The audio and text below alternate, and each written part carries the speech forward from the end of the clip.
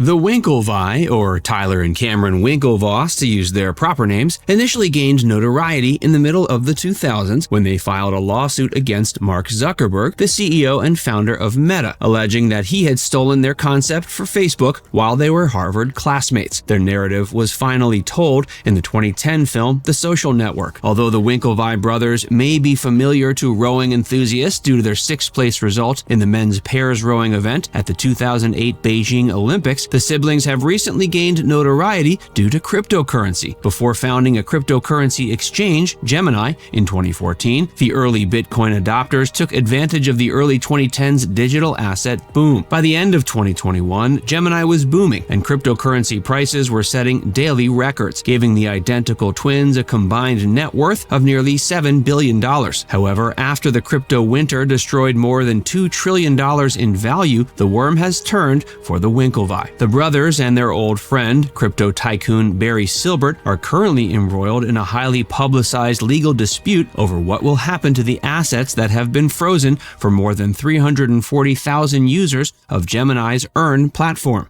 Gemini's recent problems have had an impact on hundreds of thousands of individuals globally, and none of it would have been possible without Facebook. Cameron and Tyler Winklevoss left their privileged upbringing in Greenwich, Connecticut. Their father is Howard Winklevoss, a former professor of actuarial science at the prestigious University of Pennsylvania Wharton Business School, and had relocated to the quiet surroundings of Harvard to pursue economics in the early 2000s. A social network called Connect You was created by them and their classmate Divya Narendra to connect university students, and they sought the aid of a sophomore computer science major named Mark Zuckerberg to develop their website. The Winklevii and Narendra claimed that Zuckerberg used their concept for Facebook without permission. They filed a lawsuit in 2004, and after a 4-year court struggle, they ultimately reached a $65 million mediation settlement with the CEO of Meta. Through their family firm, Winklevoss Capital, the brothers invested their settlement proceeds and invested in several startups. They also made a timely investment in Bitcoin, which at the time was a relatively unknown digital currency. They disclosed in April 2013 that they had put $11 million into Bitcoin at a time when its price was under $120. On the strength of the investment, they founded Gemini, a cryptocurrency exchange, a year later. Up until the 2022 crypto winter, everything was going according to plan. On the day of the launch of Gemini, Tyler Winklevoss spoke with Fortune about his plans to embrace regulation in an effort to make cryptocurrencies accessible to regular investors while also drawing in the institutional crowd. With the exception of a brief period of instability during the 2018 bear market, the exchange expanded swiftly and gained a reputation as a reliable US-based option for cryptocurrency investors. During Gemini's ascent, the Winklevii became among the first Bitcoin billionaires. But as the cryptocurrency craze expanded and the two made a fortune, they started to invest in riskier things. Nifty Gateway, an NFT marketplace launched by Gemini in 2018, was swiftly overtaken by the competition and had security difficulties before being absorbed into Samsung's NFT platform. The Winklevii had earlier that year introduced Gemini's Earn platform,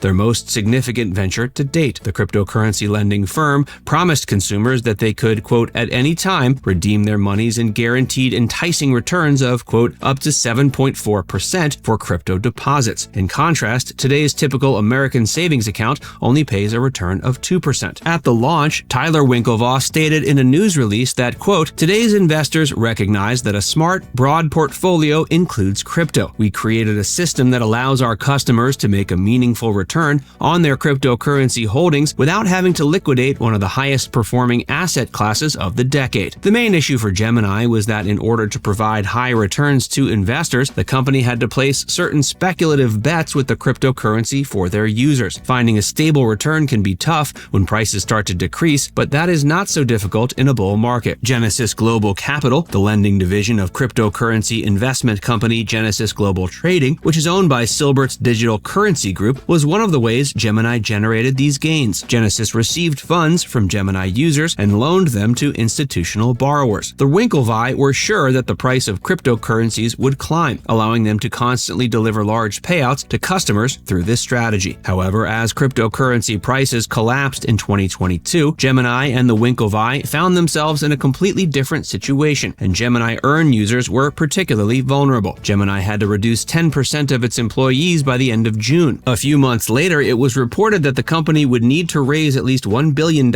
in order to keep its Gemini Earn platform afloat. Before we continue, be sure to give this video a like and subscribe to KABOOM if you haven't already. After FTX, the second largest cryptocurrency exchange in the world, collapsed, Genesis decided to stop giving redemptions to customers like Gemini, which made the problem even worse. Gemini was unable to pay returns or redeem funds on its Earn platform as a result. More than 340,000 consumers have more than $900 million in cryptocurrency stuck at Silbert's Genesis Global Capital, according to Cameron Winklevoss, who wrote an open letter to Silbert. Additionally, Silbert's companies owe Gemini nearly $1.7 billion.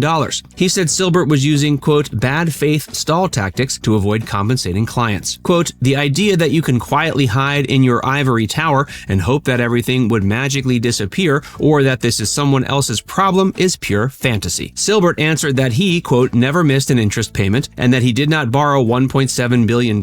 Additionally, several detractors claimed that a collapse was unavoidable as a result of Gemini's unsustainable returns. In November, amidst the crypto winter and the demise of FTX, BlockFi, a different cryptocurrency lender that offered investors significant profits, filed for bankruptcy. However, Cameron Winklevoss said that despite his efforts, Silbert prevents him from returning users' money. Quote, there you go again, he said. Stop trying to pretend that you and DCG are innocent bystanders and had nothing to do with creating this mess. It's completely disingenuous. The Winklevii offered interest-bearing accounts without properly registering them as securities, according to a lawsuit filed by Gemini's Earn users against Silbert and the Winklevoss twins. The lawsuit claims that Silbert broke his contract by stopping redemptions. The twins were also sued by the Commodity Futures Trading Commission for allegedly misrepresenting the operation of their exchange and futures contracts when they applied for regulatory certification in 2017. Meanwhile, Gemini's primary business, its cryptocurrency exchange, is in danger of becoming irrelevant. The spot trading activity on the market was only $32.8 million over the previous 24 hours. Comparatively, Binance, the biggest cryptocurrency exchange in the world, had volumes of more than $8.3 billion